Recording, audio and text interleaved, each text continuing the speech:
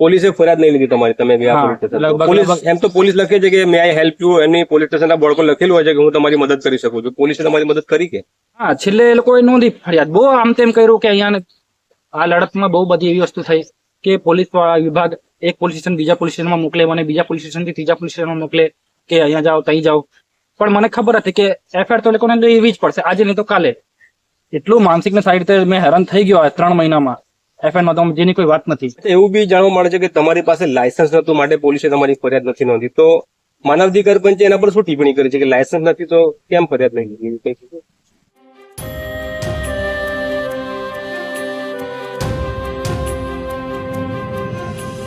29 August 2025 ના દિવસે એક યુવાન પોતાના ઘરેથી મોટરસાયકલ લઈને પોતાના કામ અર્થે નીકળે છે. એ હાઈવે પર જાય છે. હાઈવે ઉપર પડેલા ખાનાઓના કારણે અકસ્માત થાય છે. રસ્તા પર તે ભટકાય છે, તેના હાથમાં ઈજા થાય છે. ત્યાંથી તે દવાખાને પહોંચે છે અને સારવાર લે છે. પરંતુ એના મનમાં એવો પ્રશ્ન થાય છે કે મને જે ઈજાઓ થઈ છે, મને જે નુકસાન થયું છે, એના માટે જવાબદાર કોણ? એ ઘવાયેલી વ્યક્તિ, ઘવાયેલા યુવાન ફરીથી એ જ જગ્યાએ જાય છે, પાટાપિંડી કરીને, અને ત્યાં જઈને વિડીયો બનાવે છે કે આ ખાડાઓના કારણે મને અને મારા સાથે અન્ય લોકોને પણ અકસ્માત થયો છે. ત્યારે આ યુવાન પોતાને થયેલી ઈજાઓને લઈને સિસ્ટમ સામે લડવા ઉભો થઈ જાય છે. અન્ય લોકો જે હોય છે આવી ઈજાઓ પામીને અકસ્માતગ્રસ્ત થઈને એને પોતાનું નસીબનો એક ભાગ સમજી લે છે. પોતાની સાથે જે થયું છે એ પોતાના નસીબનો એક ભાગ હશે તેવું સમજી લે છે. પરંતુ કેટલાક લોકો સિસ્ટમ સામે લડવા ઉભા થઈ જાય છે. અને એવા જ એક યુવાન છે ગરડેશ્વર તાલુકાના નર્મદા જિલ્લાના પ્રવીણ ઝા, જે એમની સાથે આપણે વાત કરવાના છે. તેમણે જે લડત ચલાવી છે અને આ લડતમાં તેમને હાલ જે એમ કહીએ કે તેઓ જે દિશામાં જઈ રહ્યા હતા તેમણે સિસ્ટમ સામે બાથ ભીડી અને એક અશક્ય કહી શકાય તેવું કામ તેમણે કરી દીધું છે. National highway authority of India સામે પોલીસે ફરિયાદ નોંધી છે એ ખાડાઓના કારણે, એ અકસ્માતના કારણે. અને આપણી સાથે છે પ્રવીણભાઈ. આપણે પ્રવીણભાઈ સાથે પાસેથી સમગ્ર જે ઘટના બની હતી અને ત્યારબાદનો જે ઘટનાક્રમ થયો છે તેમની પાસેથી જાણીએ. અને આ સ્ટોરી કરવા પાછળનું કારણ એ છે કે જે લોકો એવું માની લે છે કે સિસ્ટમ સામે લડી શકાય નહીં, આપણે એકલી વ્યક્તિ શું કરી શકશે, તો એનો જવાબ બી તમને મળશે આજે, અને તમને એક મોટિવેશન પણ મળશે અને એક તમને પ્રેરણા પણ મળશે. પ્રવીણભાઈ, નર્મદા લાઈવમાં તમારું સ્વાગત છે. 29 ઓગસ્ટ 2025 ના દિવસે શું ઘટના બની હતી? 29 ઓગસ્ટ 2025 ના દિવસે હું સવારે 7:30 વાગે આશરે ઘરેથી કેવડાથી નીકળ્યો હતો રાજપીપળા જવા માટે. ત્યાં ગરડેશ્વર બ્રિજ છે, ત્યાં નર્મદા બ્રિજ ક્રોસ કરીને એટલે વાંસલા ગામ પાસે અચાનકમાં જ એકદમ ખાડો રસ્તો આવી ગયો હતો, જેના લીધે મારી ગાડીનું બેલેન્સ આખું બગડી જતા હું ત્યાં પડી ગયો હતો. એના પછી ત્યાંથી પ્રાથમિક સારવાર માટે મને ગરડેશ્વર લઈ ગયા હતા અને એના પછી મને ત્યાંથી એમરજન્સીમાં રેફર કર્યું હતું રાજપીપળા સિવિલ હોસ્પિટલમાં. તો તમને એવું કેવી રીતે વિચાર આવ્યો કે ફરીથી હું એ જગ્યાએ જાઉં કે જ્યાં ખાડો હતો, જ્યાં એક્સિડન્ટ થયો હતો, અને ત્યાં જઈને હું વિડીયો બનાવું? તમને એવું કેવી રીતે થયું? શા માટે થયું? હવે જે વખત મારું એક્સિડન્ટ થયું હતું અને ત્યાંથી લઈને જ્યાં લગીને મેં દાખલ હતો દવાખાનામાં, એટલા ટાઈમમાં મેં જોયું કે લગભગ 5 થી 6 કલાક મેં દાખલ રહ્યો, એમાં 3 કેસો આવ્યા. એટલે મારા મનમાં એવું વિચાર આવ્યું કે આટલો ખરાબ રસ્તાના હોવાને લીધે આ 5 કલાકમાં 3 કેસો આવ્યા, તો દિવસના કેટલા કેસો થતા હશે અને મહિનાના કેટલા કેસો થતા હશે. અને તો એટલે મારા મનમાં એવું વિચાર આવ્યું કે શું કે આપણી પ્રજા કે અહીંયા મરવા માટે છે? હવે આવી કઈ જે ઇન્જરી થાય છે, ગંભીર ઇજા થાય છે, જે બી માણસ પડે છે, કોઈ અમુક માણસો ડેથ બી થઈ જાય છે. એટલે મારા મનમાં સીધું એવું વિચાર આવ્યું કે આના માટે મારે લડવું જોઈએ. તો હાલમાં જે માનવ અધિકાર પંચમાં તમે કેવી રીતે ગયા અને હાલમાં જે ફરિયાદ દાખલ થઈ છે આજે ગરડેશ્વર પોલીસ સ્ટેશન અંદર, તો એના માટે તમે કેટલી લડત ચલાવી છે સિસ્ટમ સામે, અને કઈ કઈ જગ્યાએ તમે ક્યાં ગયા? સૌથી પહેલા તમે ક્યાં ગયા? સૌથી પહેલા તમને એ કહી દર્શકોને એ કહી દો કે માનવ અધિકાર પંચે શું કીધું છે.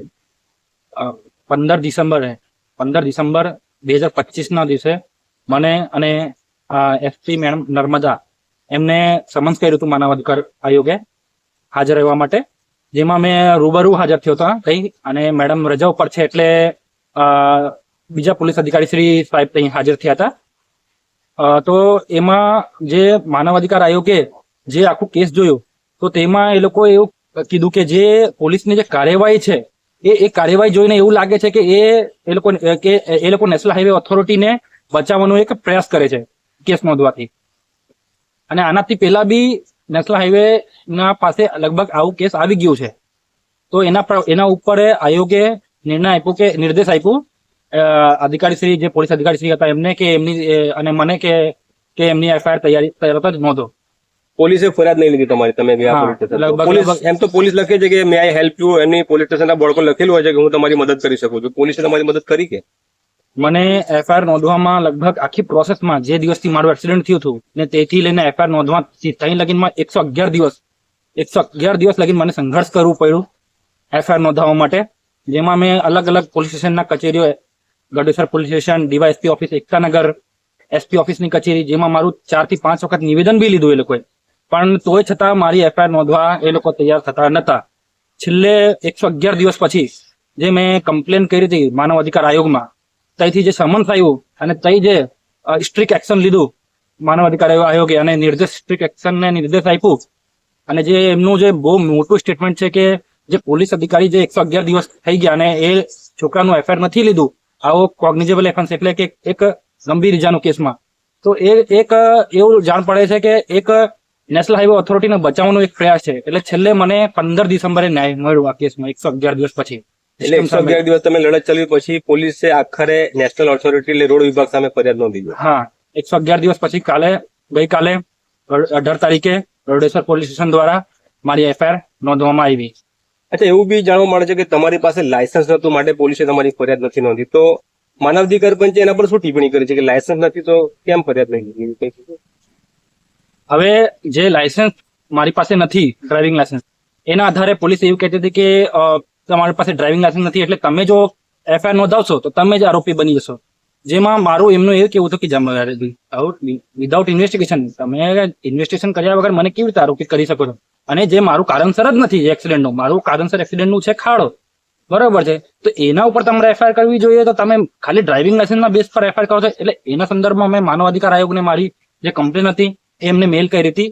એમાં માનવ અધિકાર આયોગે જે કેસ જોયો એમાં અધિકારીને ચોખ્ખટ કીધું કે આ જે ડ્રાઇવિંગ લાયસન્સનું મેટર છે એ તો અંદર આવશે જ નહીં, કેમ કે છોકરાનું એક્સિડન્ટ કયા કારણસર થયું છે એ જોવાનું હોય. એવું નહીં કે એમની પાસે કઈ ડોક્યુમેન્ટ છે ને કઈ ડોક્યુમેન્ટ ના હોય.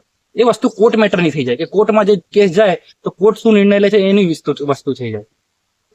તો એક આ પણ વાત જાણવા મળી છે કે જે લોકો પાસે લાયસન્સ નથી હોતું અને રોડના ખાડાના કારણે જયારે અકસ્માત થાય તો તેઓ એવું સમજી લે છે કે આપણી પાસે લાયસન્સ નથી તો પોલીસ આપણી ફરિયાદ નથી લે. અને પ્રવીણભાઈ સાથે પણ એવું થયું, પોલીસે કીધું કે તમારી પાસે લાયસન્સ નથી તો તમારી ફરિયાદ દાખલ નહીં થાય, જો તમે ફરિયાદ દાખલ કરાવશો તો તમે પોતે આરોપી બની જશો. પ્રવીણભાઈ, આ ઘટના જયારે બની તમારી સાથે તો એની શરૂઆત તમે સૌથી પહેલા કયા વિભાગને જાણ કરી, કઈ ઓથોરિટીને તમે મેલ કરીને આ ઘટના માટે તમે ન્યાય મેળવવાની શરૂઆત કરી હતી? સૌથી પહેલા તો મેં નેશનલ હાઈવે ઓથોરિટીને મેલ કર્યો હતો, ચેરમેન સાહેબની ઓફિસમાં બી વાત કરી હતી દિલ્હી, પણ યોગ્ય જવાબ નહીં મળતા મેં વડાપ્રધાનની ઓફિસમાં રજૂઆત કરી હતી. 3 માંગણીઓ હતી. મારી જે લડત છે એની શરૂઆતથી 3 માંગણી હતી કે આ રસ્તો બનાવવામાં આવે, જે ગઢેશ્વરથી રાજપીપળા લગીનો રસ્તો છે, રસ્તો તો બની ગયો છેલ્લે 2 મહિનાની સળંગ મહેનત પછી. બીજી માંગણી હતી કે જે અધિકારીઓ આની અંદર સંમેલિત છે ગેરકાયદેસર રીતે નિષ્કાળજી છે, હા, મેન્ટેનન્સ નહીં કર્યું રસ્તાની, એના ઉપર કાયદેસરની સ્ટ્રિક્ટ કાર્યવાહી થાય. અને ત્રીજી માંગણી હતી મને વળતર મળે, જેનાથી કે આ આપણા જિલ્લામાં એક જજમેન્ટ, એક લેન્ડમાર્ક જજમેન્ટ સેટલ થાય કે ભાઈ નહીં, આવા કેસોમાં બી નેશનલ હાઈવે ઓથોરિટી જવાબદાર થાય અને એમને વળતર બી આપવા પડે. એટલે એ માંગણીના લીધે મેં વડાપ્રધાનની ઓફિસમાં રજૂઆત કરી તો ત્યાંથી મારી એક માંગણી સ્વીકારવામાં આવી કે રસ્તો અમે બનાવી દઈશું ઓક્ટોબર એન્ડ સુધીમાં. પણ બીજી 2 માંગણી મારી સ્વીકારવામાં નહીં આવી, જેને લીધે લઈને મેં સ્વાગત પોર્ટલ જે છે એમાં એને લઈને મેં કલેક્ટર સાહેબની ઓફિસમાં ગયો. એટલે કલેક્ટર સાહેબ ત્યાં હાજર હતા અને નેશનલ હાઈવે ઓથોરિટીના બી એન્જિનિયર્સ ત્યાં હાજર હતા. એટલે સાહેબે ત્યાં મને લીગલ સમજૂતી આપી, આની અંદર કે તમારે પહેલા એફઆઈઆર નોંધાવવી પડશે, એના પછી આગળની જે કાર્યવાહી થશે. એટલે ત્યારથી લઈને એના પછી મારે બહુ સંઘર્ષ કરવું પડ્યું એફઆઈઆર નોંધાવવા માટે. મતલબ એટલું માનસિક ને સાઈડ રીતે મેં હેરાન થઈ ગયો 3 મહિનામાં એફઆઈઆર નોંધાવવામાં, જેની કોઈ વાત નથી. છેલ્લે મને જે આખું સિસ્ટમ છે એનાથી તો ન્યાય નથી જ મળ્યું.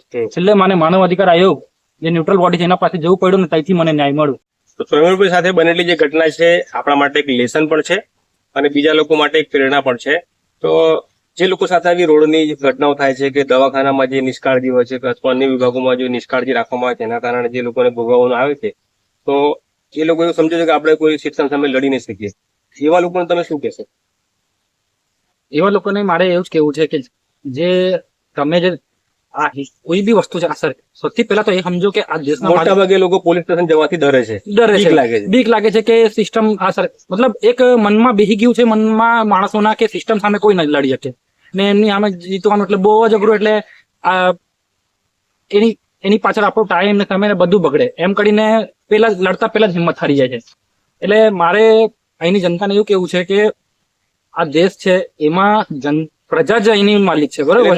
દેશ જે છે લોકોથી ચાલે, લોકો માટે જ છે. હા, લોકો માટે ચાલે. આપણા દેશની તકલીફ સૌથી મોટામાં મોટી એ તકલીફ છે કે અધિકારીઓને પોતાના ઉપર રાખી લે છે કે અધિકારી મારી ઉપર છે. અધિકારી આપણે અધિકારી ઉપર છે. હા, મતલબ એવું આપણા જે દેશની જનતા છે એ સમજી રહે. જો કે રિયાલિટીમાં એવું છે કે આપણે એમની ઉપર છે. બિલકુલ. એમને આપણા માટે રાખેલું છે. કલેક્ટર પણ આપણા માટે છે, ડીએસપી બી આપણા માટે છે. બધા જ એટલે કે સીએમ ને બી સીએમ જે ચૂંટીને આવ્યા છે એ બી આપણા મુખ્યમંત્રી પણ આપણા કામ કરવા માટે છે. એવું નથી કે સાહેબે કીધું એટલે પતી ગયું. એના ઉપર સાહેબ કેવું પડે છે બધાને ભાઈ, એ પછી માનસિકતા નીકળતી નહીં ગુલામી વાળી. એટલે એમ નમી જાય છે, બંને હાથ જોડી લે છે. એ કઈ નહીં, તમે રિસ્પેક્ટ આપો, એ અધિકારી છે રિસ્પેક્ટ આપો, પણ રિસ્પેક્ટ તૈયાર આપો નહીં લગીને આપણું બી સાંભળે, આપણે જનતાનું સાંભળે. જ્યાં લગી ના સાંભળે તો એની ઉપર બી આપણી પાસે છે લડો. હા, ઓથોરિટી છે, હિંમત થોડું હારવાની હોય. એટલે પેલા તો એવી માનસિકતા કાઢવાની છે. અહીંના જે મેં બધા લોકો આપણા નર્મદા જિલ્લાના વાસીઓને કહેવા માંગુ છું, રહેવાસીઓને કે જે લોકો વિડીયો જોવે છે બધાને, હા, એમને બધાને જ કે પેલા તો તમે જાગૃત થાવ પોતાના હક માટે કે જે તમારું હક છે, બરાબર છે. અને બીજું કે કોઈ બી અધિકારી હોય, ગમે તેટલો મોટો અધિકારી હોય, એમની સામે ગભરાવાનું નહીં. એમને જ આપણા માટે રાખેલું છે. એ નહીં તો એના ઉપરના અધિકારી પાસે જાઓ. પણ અને છેલ્લે તો બહુ બધા રસ્તાઓ છે, કોર્ટ છે, આપણી પાસે બહુ બધા રસ્તાઓ છે. એટલે કોઈનાથી ગભરાવાનું. અમારે પણ માનવ અધિકાર પંચ પાસે છેલ્લે જવું જ પડ્યું. તમને ક્યાં નામ જવું જ પડ્યું. મારી પાસે સિસ્ટમથી નહીં મળ્યું. જયારે મને એડમિન ડિપાર્ટમેન્ટ સિસ્ટમથી, પોલીસ ડિપાર્ટમેન્ટથી, તો મેં માનવ અધિકાર આયોગ પાસે જ ગયો ને. છેલ્લે ક્યાં લગીને આ લોકો બચશે? એટલે તો પછી પોલીસે તમારી ફરિયાદ નોંધી? હા, છેલ્લે એ લોકોએ નોંધી ફરિયાદ. બહુ આમ તેમ કર્યું કે અહીંયા આ લડતમાં બહુ બધી એવી વસ્તુ થઈ કે પોલીસ વિભાગ એક પોલીસ સ્ટેશન બીજા પોલીસ સ્ટેશનમાં મોકલે, મને બીજા પોલીસ સ્ટેશનથી ત્રીજા પોલીસ સ્ટેશનમાં મોકલે કે અહીંયા જાઓ ત્યાં જાઓ. પણ મને ખબર હતી કે એફઆઈઆર તો લોકોને લેવી જ પડશે, આજે નહીં તો કાલે. એટલે હિંમત નહીં હારવાનું આ બધી વસ્તુઓમાં, અને એક હક માટે લડવાનું. તમે એક માણસ લડશો, એ વાત બહાર આવશે તો એનાથી બીજા 100,000 માણસો પ્રેરિત થશે. તો એક ઓવરઓલ વાત એવી છે કે જ્યારે પણ તમારી સાથે કોઈ સરકાર તરફથી, સરકારના વિભાગ તરફથી કોઈ ઘટના બને કે જેમાં તમને ન્યાય ન મળે, કારણ કે ઓવરઓલ હાલમાં જે કોઈ પણ સિસ્ટમ છે આપણી આસપાસ, જે સિસ્ટમ સરકારી સિસ્ટમ છે એ આપણા માટે છે. કારણ કે એ વિભાગનું સર્જન લોકો માટે જ કરવામાં આવ્યું છે. કલેક્ટર કચેરી બી આપણા માટે છે, જિલ્લા પોલીસ વડાની કચેરી કે તમારા વિસ્તારના પોલીસ સ્ટેશનની કચેરી પણ તમારા જાનમાલના, ઇજ્જત આબરૂના રક્ષણ માટે જેનું સર્જન કરવામાં આવ્યું છે. અને જે તે પણ સરકારી વિભાગોમાં જે અધિકારીઓ બેસે છે, એમના પગાર, એમના ભથ્થા, એમની ગાડીનું પેટ્રોલ, એમના ઘરનું ભાડું, લાઇટ બિલ થી માંડીને જે કોઈ સરકારી લાભો એમને આપવામાં આવે છે, એ તમારા અને મારા પૈસા જે જાય છે ટેક્સના સરકાર પાસે, એમાંથી જ એમના માટે આ બધું પ્રોવિઝન કરવા માટે કરવામાં આવે છે. માટે આપણે આપણા કોઈ પણ જાતના જે અધિકાર હોય તેને ત્યાં જેનું હનન થાય તો ત્યારે આપણે તરત બોલવું પડે, અને આપણને એટલી ખબર હોવી જોઈએ કે આ સિસ્ટમ આપણા માટે છે. શું કહો છો? હવે મેં માનવ અધિકાર આયોગ પાસે તો ગયો, પણ મેં કોર્ટમાં બી ગયેલો છે. કોર્ટમાં બી મેં મારું કેસ દાખલ, મેં જયારે આ લોકો મારું આકાર નહીં લીધું તો આપણી પાસે એક રસ્તો હોય ડાયરેક્ટ કોર્ટ થ્રુ કરાવવાનો, જે મને એક માણસે સલાહ બી આપી હતી. એટલે મેં ડાયરેક્ટ કોર્ટ થ્રુ બી કરાવ્યું હતું. એટલે ત્યાંથી બી આજકાલમાં એમને નોટિસ મળશે. એટલે સિસ્ટમમાં રસ્તો તો છે જ.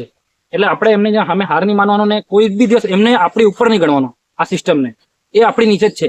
એ બધા જ આપણા માટે બનાવેલા છે. કઈક આપણે એમને આપણા ટેક્સમાંથી એમને પૈસા મળે છે. આટલું મોટું નેશનલ હાઈવે ઓથોરિટી છે, આટલું મોટું ગુજરાત પોલીસ છે, એ કઈ એમને એમ નહીં ચાલતું. આપણા ટેક્સના પૈસાથી જ ચાલે છે. એમને પગાર બી આપણા ટેક્સના પૈસાથી મળે છે. એટલે આપણે પૂલ ટુ પૂલ પૂછવાની ઈચ્છા જે, અને જો એ લોકો એક્શન ના લે તો એમની વિરુદ્ધ આગળ જઈને કાયદેસરની કાર્યવાહી કરવાની બી આપણી અંદર તાકાત છે. એટલે કોઈનાથી બી ગભરાવાની જરૂર નથી, અને પોતાના હક માટે લડવું જોઈએ. મેં અહીંના તો મેં બહુ ટાઈમથી કહું છું કે અહીંના યુવાનોને કે આગળ આવો અને તમે પોતાના હક માટે લડો. જયારે મેં આ લડત ચાલુ કરી અને મેં ડિસ્ટ્રિક્ટ કોર્ટમાં ગયો, અને તો મને ત્યાં એકદમ એ થઈ ગયું, હેરાન થઈ ગયું કે આ જિલ્લામાં જ પહેલી વખત આવું કેસ આવ્યું છે રોડ એક્સિડન્ટનું. આજે લગી કોઈ કેસ જ નહીં કર્યું રોડ એક્સિડન્ટમાં આ ખરાબ રસ્તાને લીધે. તો મેં ત્યાં બી હેરાન થઈ ગયો. મેં જેટલી બી જગ્યાએ જાઉં, પછી મેં પોલીસ સ્ટેશનમાં ગયો એફઆઈઆર નોંધાવા, તો ત્યાં બી લોકો કે અમે લોકો આજે આવી એફઆઈઆર જ નહીં નોંધી ખરાબ રસ્તાને લીધે. એમના માટે બી નવું હતું. એમના માટે બી નવું કે કઈ રીતે એફઆઈઆર નોંધવાની, કયા બીએનએસની સેક્શન લગાડવાની, બરાબર છે. એટલે એમના માટે બી નવી હતી. એટલે એમ વિચારવું પડી જાય છે કે લોકો હક માટે આગળ આવે અને લડે. બસ મારે આટલું જ કહેવું છે. તો 100 દિવસની લડત પ્રવીણભાઈ ઝા ગરડેશ્વરના ગોરા ગામના છે, અને તેમને થયેલી અકસ્માતની જે ઘટનાની વાત કરી એના માટે તેઓ સિસ્ટમ સામે લડી રહ્યા હતા, અને તેઓ ઈચ્છતા હતા કે આ જે રોડ વિભાગ સામે ફરિયાદ દાખલ કરવામાં આવે. આખરે ગઈકાલે જે સ્ટેચ્યુ ઓફ સલામતી પોલીસ સ્ટેશનમાં નહીં, ગરુડેશ્વર પોલીસ. ગરડેશ્વર પોલીસ સ્ટેશનમાં ગઈકાલે ફરિયાદ નોંધવામાં આવી છે અને આરોપી છે national highway authority of India. તમારી જે આ લડત ચાલી આજથી તમે જે 100 દિવસ કરતા વધારે લડત ચાલી એમાં તમને કોનો તમારા ઘરમાંથી કોનો સહયોગ મળ્યો, બીજા કોનો તમને સપોર્ટ મળ્યો?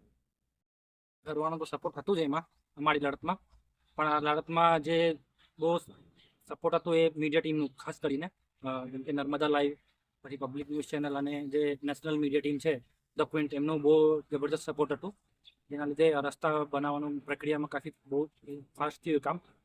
ને મારા એડવોકેટ લોકોનો બી મેં બહુ આભાર માનું છું, જે લોકો મને આ લીગલ સમજૂતી આપીને આ લડતમાં મારું સાથ આપ્યો. એટલે આ બધા જે બીજા બી છે જે અમારા લડતમાં મારા સપોર્ટ હતા, એનું મેં ખૂબ ખૂબ આભાર વ્યક્ત કરું છું.